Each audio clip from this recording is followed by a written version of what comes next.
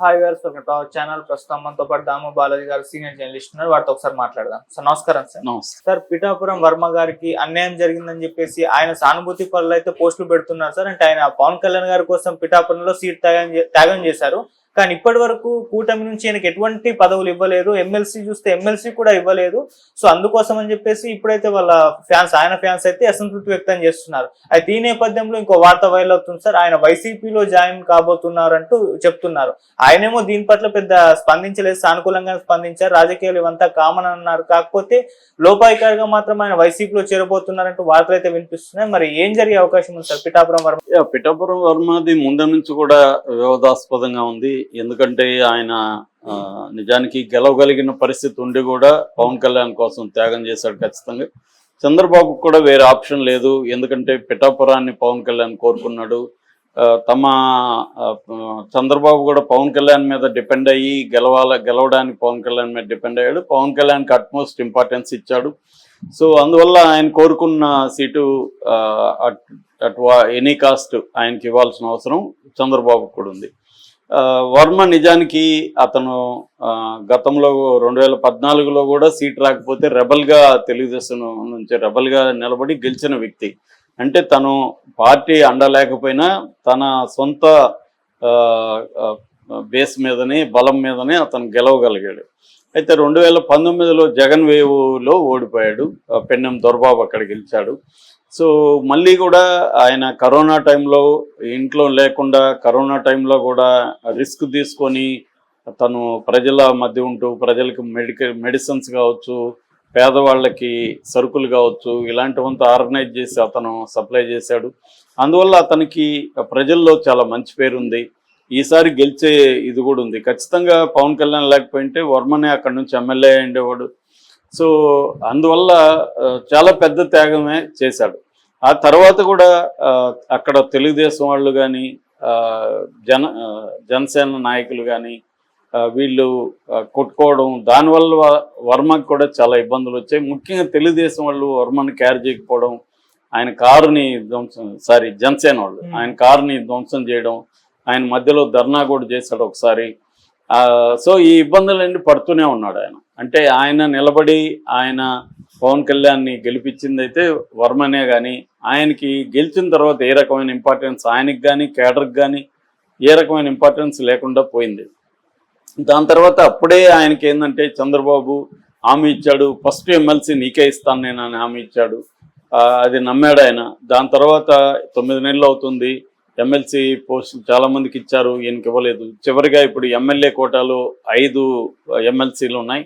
అందులో ఒకటి జనసేన నాగబాబుకి వెళ్ళింది, ఇంకోటేమో ఆయన సోమవీర్రాజు బీజేపీకి వెళ్ళింది, ఇంకా 3 ఉన్నాయి. ఆ 3 కూడా ఈయన చంద్రబాబు ఇవ్వలేదు. 3 కూడా లోకేష్ చెప్పిన వాళ్ళకి ఇచ్చారని చెప్తున్నారు. ఒకటి కావలి శ్రీదేవి, కావలి గ్రీష్మ, 2 బేద రవిచంద్ర, బీటీ నాయుడు, 3. ఈ ముగ్గురికి లోకేష్ అనుకున్నట్టు జరిగింది. నేను అనేకసార్లు చెప్పాను, ఆంధ్రప్రదేశ్లో రియల్ సీఎం ఎవరంటే లోకేష్ కానీ చంద్రబాబు కాదు. అందువల్ల ఏ పోస్టులైనా అల్టిమేట్గా లోకేష్ డిసైడ్ చేస్తాడు. కాకపోతే కొన్ని పొత్తుల్లో భాగంగా కొన్ని ప్రాబ్లమ్స్ వాళ్ళకు ఉన్నాయి. ఎందుకంటే బీజేపీకి జనసేనకు వాళ్ళు ఇంపార్టెన్స్ ఇవ్వాలి. అందుకని బీజేపీకి మామూలుగా అయితే ఇది అవసరం లేదు, ఆల్రెడీ 2 రాజ్యసభ సీట్లు తీసుకున్నారు బీజేపీ వాళ్ళు అనుకున్నారు. కానీ బీజేపీ పట్టువదలలేదు. మాకు ఒకరికి కావాలని చెప్పారు. ఆగమేఘాల మీద ఇక్కడ నుంచి హైదరాబాద్ ప్రత్యేక ఫ్లైట్లో పురంధరేశ్వరి వీళ్ళు వెళ్ళి చేశారని ఈనాడే రాసింది. మేఘా వాళ్ళు ప్రొవైడ్ చేశారని. ఇలాగ మొత్తానికి నిన్న ఈ 5 మంది, ఈ 4, అంతకుముందు నాగబాబు నామినేషన్ సపరేట్గా చేశాడు. ఈ 4 వెళ్ళి మన శాసన మండలి ఎమ్మెల్సీ శాసన మండలి రిటర్నింగ్ అధికారి వనితారాణి దగ్గర నామినేషన్ పత్రాలు వేశారు. దీనికి లోకేష్, అచ్చెన్నాయుడు, తర్వాత కందులో దుర్గేషు, సత్యకుమారు, పల్లా శ్రీనివాస్ ఇలాంటి వాళ్ళంతా కూడా అటెండ్ అయ్యారు. సో ఈ క్రమంలో ఏమైందంటే చాలామంది సీనియర్లకి ఇవ్వలేదు. సీనియర్లు కేఎస్ జవహర్ కానీ, బుద్ధ వెంకన్న కానీ, యనమల కానీ, బూరుగుపల్లి శేషారావు కానీ, దేవినేని ఉమా కానీ, ఇలాగ చాలామంది దీనికోసం ట్రై చేశారు. కానీ ఎవరికి ఇవ్వాలి. అంటే చంద్రబాబు మనుషుల్ని పక్కన పెట్టి లోకేష్ మనుషులకి ఇవ్వాలి.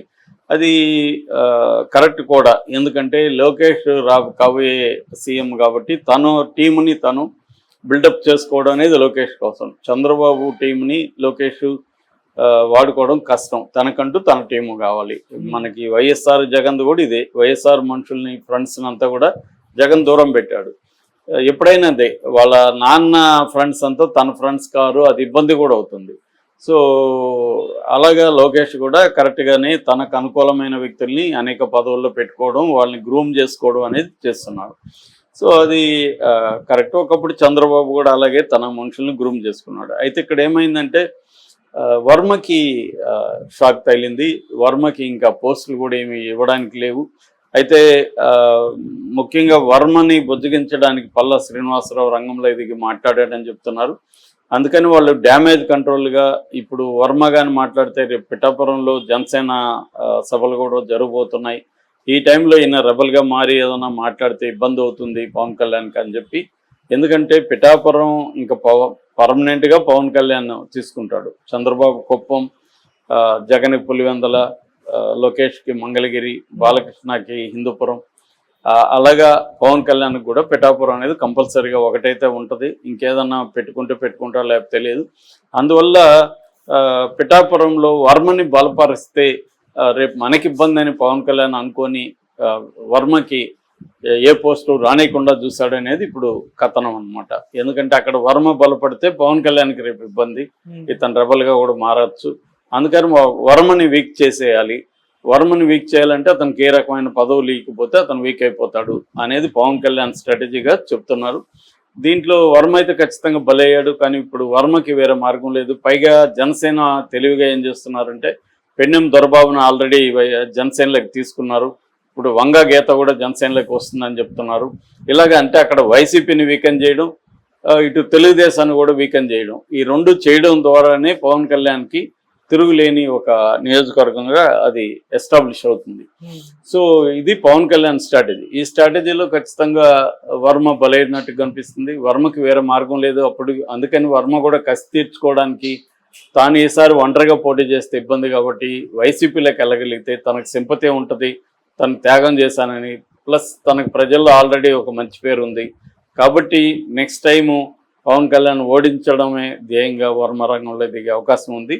అయితే వర్మ మాత్రం ఇదంతా లేదు, ఇవన్నీ సహజమే, నాకు ప్రజలకు సేవ చేసే అవకాశం వచ్చింది, అదే గొప్ప పదవి అని మాట్లాడుతున్నాడు. ఇవన్నీ మనకు తెలుసు. రాజకీయ నాయకులు ప్రజలకు సేవ చేసే అవకాశాన్ని గురించి మాట్లాడుతున్నారంటేనే దేర్ ఈజ్ సంథింగ్ రాంగ్ అని అర్థం. సో వర్మ మరి వైసీపీలోకి వస్తాడా రాడా తెలియదు, కానీ ఖచ్చితంగా రెబల్గా మారే అవకాశం ఉంది. కాకపోతే టైం తీసుకుని